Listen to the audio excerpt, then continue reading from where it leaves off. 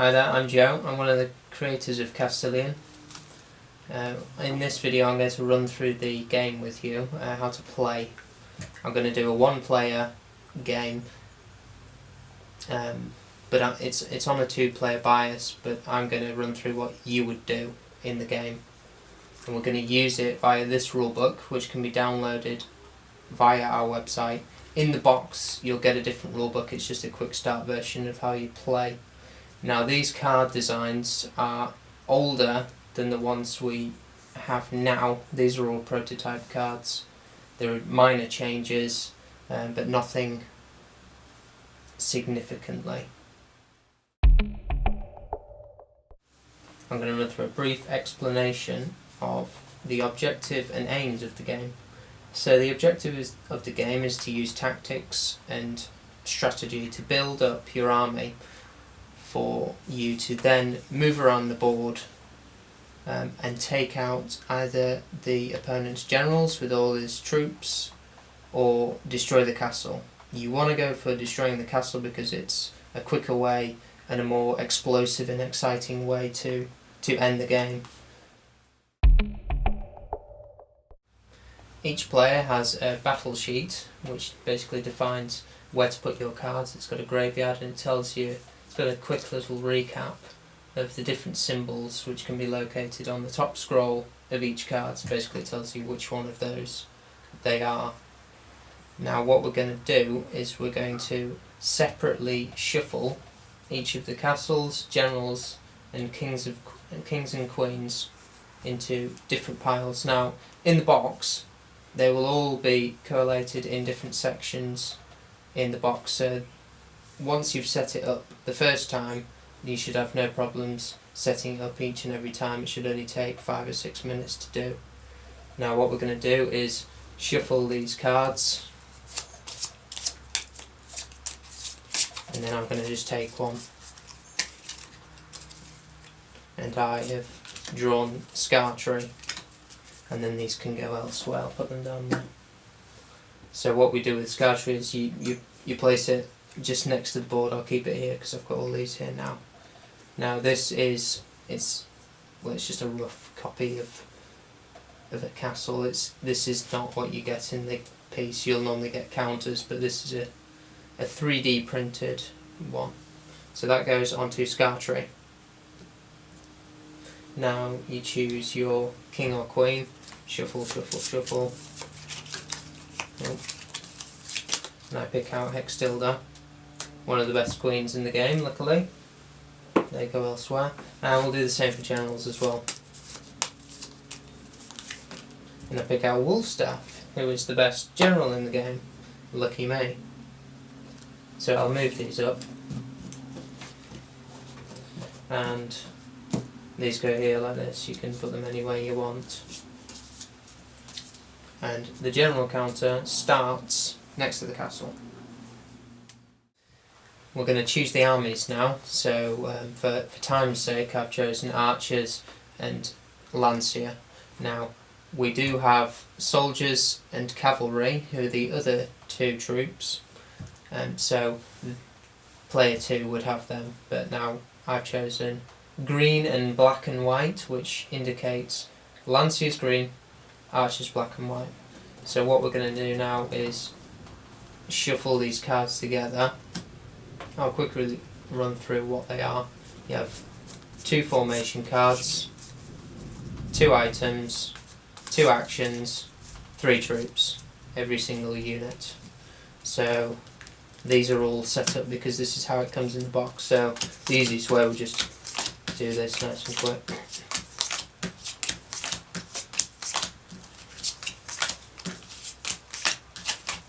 And then I'll just shuffle them all together now. Now they're nice and easily colour coordinated, so the next time you set up the game this should be easy to locate. Now I'll put these on the battle sheet on the troop section.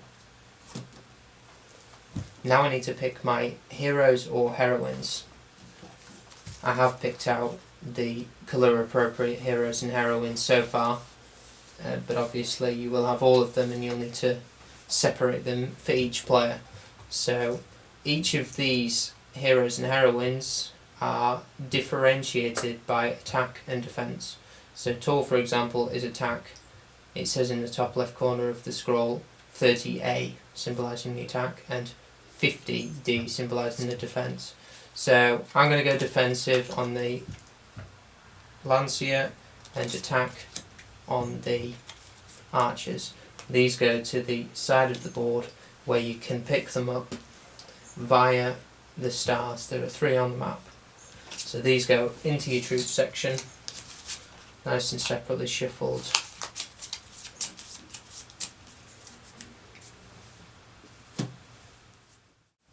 Now I'm going to work out the movement cards.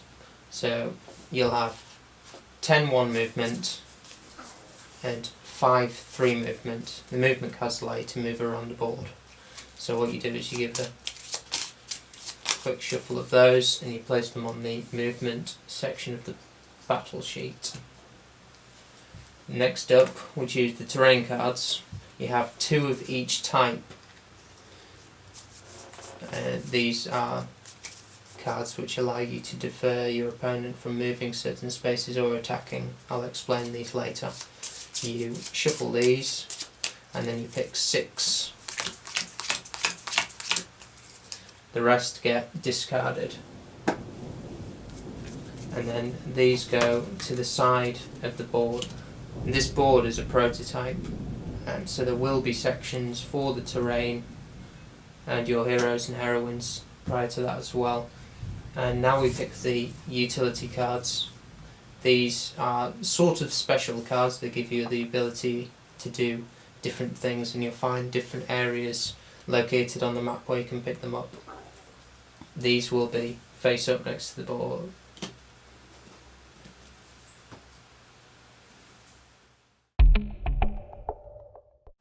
Now the general can move 2 spaces each turn. You can't move diagonally, but anywhere around the board is allowed. It doesn't say actually on the card, but it is written in the rules, so refer to the rules to know them basically. Now I'm going to talk about picking up on your turn. At the bottom of each individual card section is a quote that says pick up 3 cards each turn for troops, pick up 2 cards each turn for movement. It's just a little reminder for you. Now the opposition's castle is under Langrick. This is a really quick game, but there's plenty of pickups around to make the game spicier, but it will be a quick game. You can have Hold of Regis in this corner here, or Cronest all the way over there, which would provide a lot more movement on the board. Now every time you pick up 2 movements and use them on the board, they go to the bottom of the movement pile, so you won't ever run out of movement cards. Now I'm going to tell you what you do on your turn. So 3 troop cards, no stress, 2 movement cards. Look at them. So in this we've got 2 items, which means I shuffled them poorly. They're correlated with the Lancia, and we've got an action card for a archer. These are, you can't do anything with them basically, and we've got 2 3s, which is quite useful. But for this purpose, I'll tell you what I'll do. I'll run this simulation by you now and use a movement card.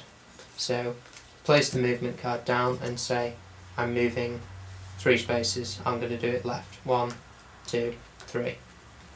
This symbol here is a terrain symbol, so I'll pick up a terrain card and I pick up a march card. The opponent obviously doesn't see this, so you put it with your other hands, put your movement card underneath these, and that's how you move. Now that my turn has ended, it's player 2's turn. So no one's playing, it's like a computer playing. So let's say they move elsewhere, they use their general's move, they don't use any movement cards. That's their turn over. Back to my turn. what I'm going to teach you now is how to attack. Let me turn over the rules. And it gives you a detailed description of how to attack. So I've picked up my marsh card. I can use my marsh card if I want, but before you do anything else, pick up. So I'm going to do 3 on troops, 2 on movement. Again, I've got, well, they're rubbish cards now, but in the long run it's good to build. But in a tight, close quarters game like this, maybe not so much. Which is why I picked up the terrain. You see, the tactics are coming in already. It's even more tactical in a close quarters battle like this than it is playing over the map, because by the time you've got to the castle, everyone's picked up their cards. So the tactics only come in the attack and the defence. But when you're closing together, you're picking up these terrains, you're picking up your heroes, you're working out where to move. But for now, I have to play off the second player. So I'm going to use this marsh card. The terrain can be used on your turn before you attack. The attack is the last thing that you do. So if I play this marsh now, it delays my opponent to only 2 squares on their move, on their turn. So because I've played the terrain card, my turn is over and the marsh card gets discarded. Now it's the opponent's turn, and let's say they move elsewhere and pick up something, or they pick up 2 cards but they can't attack me for some reason, but they're only limited to 2 moves. So my tactics proved worth it, possibly. Okay, so it's my turn again. Again, you pick up.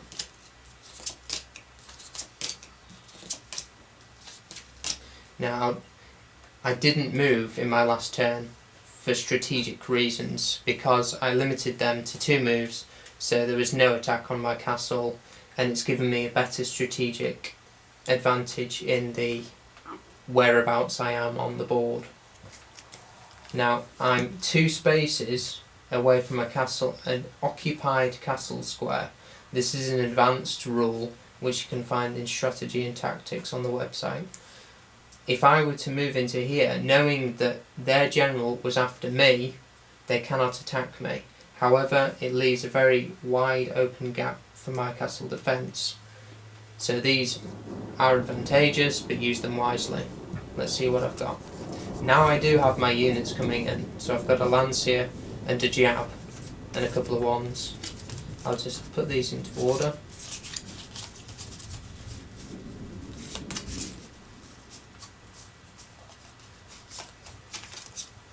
So now that I've collected a few movement cards, I'm really in control of the game, and I know that I can move anywhere and surround him, flank him, use any sort of tactics to keep them away from the castle. It's basically a defensive strategy. So it looks like my Lanciers are stronger than my archers. You know what? That's not true. My archers are stronger than my Lancier. So what we do here is we collect all of the attacking cards that correspond to the archers, and in the left hand corner, you might not be able to see it, but it says a number followed by an A, symbolising that it's an attack. So I've got my archers set up here. They don't know what I'm doing yet. So now I'm going to use my movement cards to move on to his castle. So it's 3 spaces away, so I can use 1 and use my general to move on to his card. So 1, 2, 3. If he is on his castle square, then he can present a defence to rival my attack. In a close quarter battle, I've only using 3 cards. It might work out for them, but that's something you'll have to find out for yourself, because I'm playing by myself. So when you're playing a human opponent, they're the type of strategic advantages that you could come across. So now I'm saying I'm attacking your castle.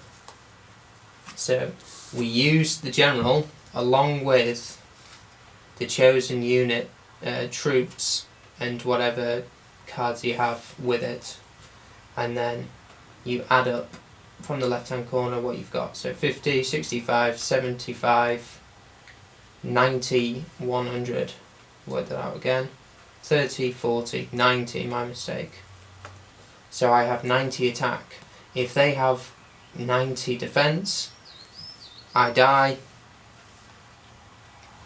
everything cancels out, I go back to my castle, Wolfstaff goes back there, and these go underneath the troop section. So I'll display my attack now, 90 on his castle, and well, for video purposes we'll say Langruk's got 90, I think he's got about 150, but for example he's got 90 defense.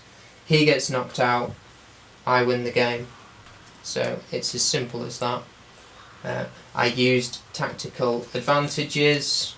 I could have picked up a hero to bolster my attack, but realising that I could defeat him in a one-er, I did just that. Used limited movement cards and used my terrain card to defer him from any movement. So I used a defence and an attack to destroy his castle. And that's how you play Castilion.